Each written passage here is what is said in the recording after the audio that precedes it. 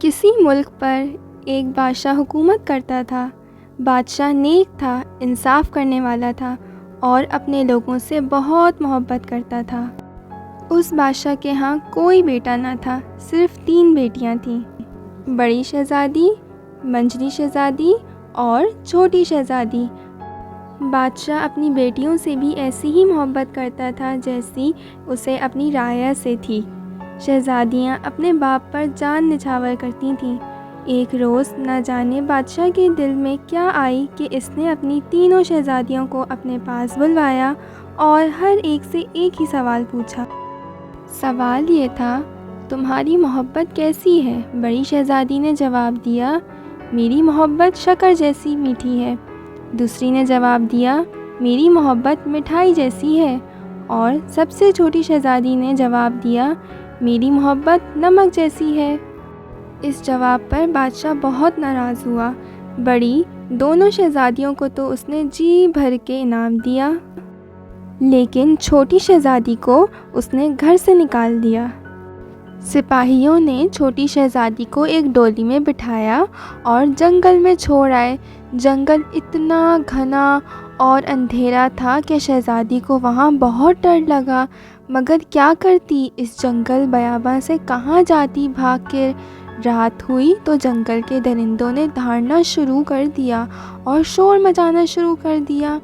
ایک بار قریب ہی کوئی شیر دھاڑا تو شہزادی کو یوں لگا سارے جنگل میں بوچھار سا آ گیا ہو۔ رات جوں جوں گہری ہوتی گئی، شہزادی کا خوف بڑھتا گیا۔ آخر وہ ایک درخت کے کھوکھلے تنے میں چھپ گئی۔ صبح ہوئی اور ہر طرف روشنی پھیل گئی تو شہزادی درخت کے تنے سے باہر نکل آئی اور ادھر ادھر گھومنے لگی۔ وہ ایک درخت سے سیب توڑ رہی تھی کہ اسے یوں لگا جیسے کوئی گھوڑا سوار ادھر آ رہا ہے۔ وہ تیزی سے پلٹی اور رات والے پیڑ کے تنے میں چھپ گئی، لیکن چھپتے چھپتے اس کے دوپٹے کا ایک سرا باہر رہ گیا۔ گھڑ سوار نے دوپٹے کے کونے کو دیکھ لیا تھا اور اس کے قریب آ کر بولا، تو جو کوئی بھی ہے باہر آ جا، میں تجھے کچھ نہ کہوں گا۔ لیکن شہزادی باہر نہ آئی۔ گھڑ سوار نے ایک بار پھر آواز دی، میں تمہیں یقین دلاتا ہوں کہ باہر آ جاؤ، میں کچھ بھی نہیں کہوں گا۔ اس پر شہزادی باہر آ گئی۔ گھڑ سوار نے اسے دیکھا تو بس دیکھتا ہی رہ گیا۔ اتنی حسین صورت اس سے پہلے کبھی نہ دیکھی تھی۔ گھڑ سوار نے کہا، اگر میں غلطی نہیں کرتا تو آپ کسی ملک کی شہزادی ہیں، کیا یہ ٹھیک ہے؟ شہزادی نے کہا، آپ نے ٹھیک پہچانا۔ برائے مہربانی یہ تو بتائیے کہ آپ اس جنگل میں اور اس حالت میں آپ کے ساتھ کیا بیتی ہے؟ کون چھوڑ گیا ہے آپ کو یہاں؟ جواب میں شہزادی نے اپنی کہانی سنا دی اور ایک الفاظ بھی جھوٹ نہیں کہا۔ شہزادے نے اسے اپنے گھوڑے پر پیچھے بٹھایا اور اپنے وطن روانہ ہو گیا۔ گھر پہنچ کر اس نے اپنے باپ کو شہزادی کی مصیبت سے آگاہ کیا اور اجازت چاہی کہ اس سے شادی کروں۔ بادشاہ نے اپنے بیٹی کی بات مان لی اور جلد ہی ان دونوں کی شادی کرا دی۔ شادی کو کچھ مہینے بیت گئے تھے تو ایک روز شہزادی نے اپنے شوہر سے کہا، میرا خیال ہے اب ہمیں ابا حضور کو دعوت پر بلوانا چاہیے۔ شہزادے نے جواب دیا، مجھے کیا اعتراض ہو سکتا ہے، آج ہی دعوت نامہ بھجوا دیتے ہیں۔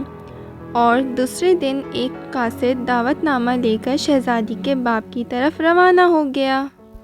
لیکن قاصد کو یہ ہدایت تھی کہ وہ یہ ہرگز نہ بتائے کہ شہزادی وہاں ہے۔ بادشاہ نے دعوت نامہ پڑھا تو بہت خوش ہوا کہ ہمسایہ ریاست کے بادشاہ نے اپنے ہاں بلوایا ہے، عزت بخشی ہے، رتبہ بڑھایا ہے۔ اس نے دعوت قبول کر لی اور قاصد کو انعام وغیرہ دے کر رخصت کر دیا۔ بادشاہ اپنے امیروں، وزیروں اور دونوں بڑی بیٹیوں کے ساتھ وہاں پہنچا۔ شہزادے نے اس کا شاندار استقبال کیا۔ دعوت کا آغاز ہوا۔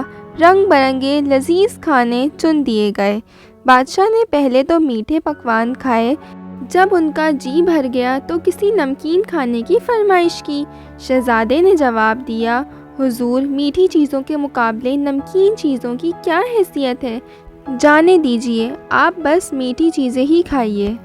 شہزادی کے والد نے کہا، یہ کیسے ہو سکتا ہے؟ ہم تو نمکین چیزیں بڑے شوق سے کھاتے ہیں۔ برائے کرم جلد کوئی نمکین شے بھجوائیے، ورنہ کھانے کا سارا مزہ کرکرا ہو جائے گا۔ تب شہزادے نے کہا، مگر میں نے تو سنا ہے کہ حضور کو نمکین چیزیں بالکل پسند نہیں ہیں۔ جبھی تو آپ نے اپنی چھوٹی شہزادی کو گھر سے نکال دیا تھا کہ وہ آپ سے ایسی محبت کرتی تھی جیسے کوئی نمک سے کرتا ہے۔ بادشاہ نے یہ سنا تو تڑپ اٹھا اور کہا، آپ کو یہ سب کچھ کیسے پتا؟ تو بادشاہ نے کہا، میرے بیٹے کی کچھ دن پہلے ہی شادی ہوئی ہے، تو میں آپ کو اپنی بہو سے ملوانا چاہتا ہوں۔ اس پر شہزادی کے والد نے سر ہلایا اور پھر بادشاہ نے اپنے سپاہیوں سے کہا کہ شہزادی کو باہر لے آؤ۔ تھوڑی دیر بعد شہزادی آئی اور آتے ہی اپنا نقاب اٹھایا۔ بادشاہ اپنی بیٹی کو دیکھ کر حیران رہ گیا، پھر دونوں باپ بیٹی گلے مل کر رونے لگے۔ اس کے بعد شہزادی نے اپنی شادی کا سارا قصہ سنایا۔ بادشاہ اپنی بیٹی کی عقل مندی پر بہت خوش ہوا۔ شہزادی نے بھی اپنے والد کو معاف کر دیا اور پھر سب ہنسی خوشی رہنے لگے۔